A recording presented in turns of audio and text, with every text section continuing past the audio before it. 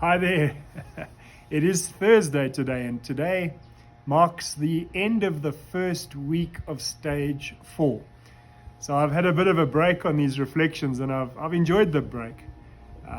But what I've really enjoyed is this 3-hour window period of getting outside and doing some exercise. I think it's the first time since I might have been in the army. That's a long time ago, where I've done some form of exercise every single day for a week.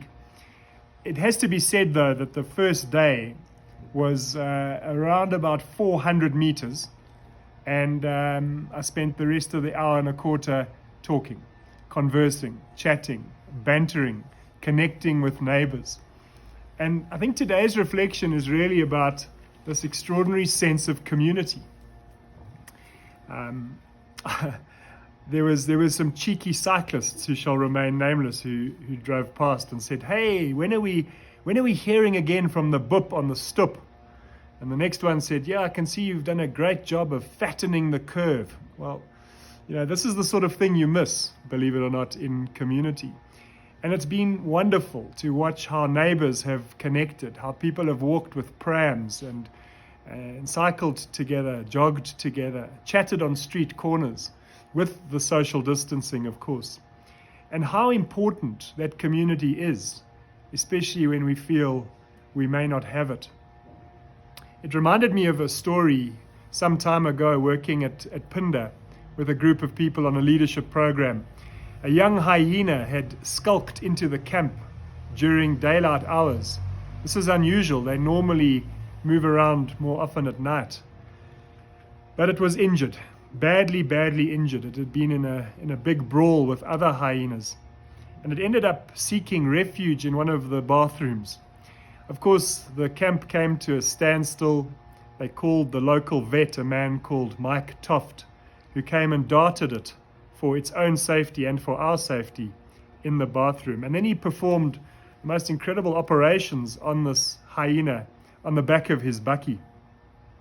Of course, classes came to a standstill, and we watched as Mike showed us what he was doing and how he repaired some broken limbs, how he injected antiseptics and antibiotics in this pink fluid that coursed through this animal's body, how he patched it and how he plastered it.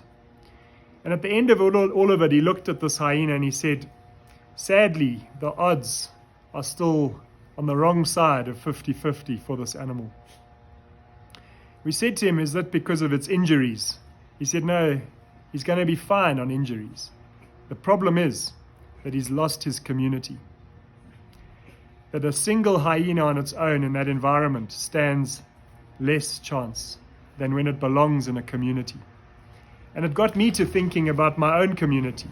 What is it that stands for my community? What do I give to my community? What does it mean to me? And perhaps at these times we would do well to remember the meaning of the Zulu word for neighbor, which I think is umakhelwane, and that the root of that meaning means to build for one another and to be built for by one another. That neighbors are about building, how we build each other, and as neighbors build, so too do we build community. So I really look forward to my mornings to get out there and to meet my neighbors.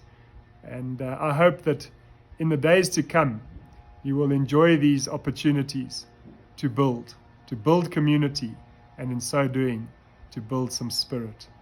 Have a wonderful day ahead, and I look forward to seeing you again soon. Enjoy.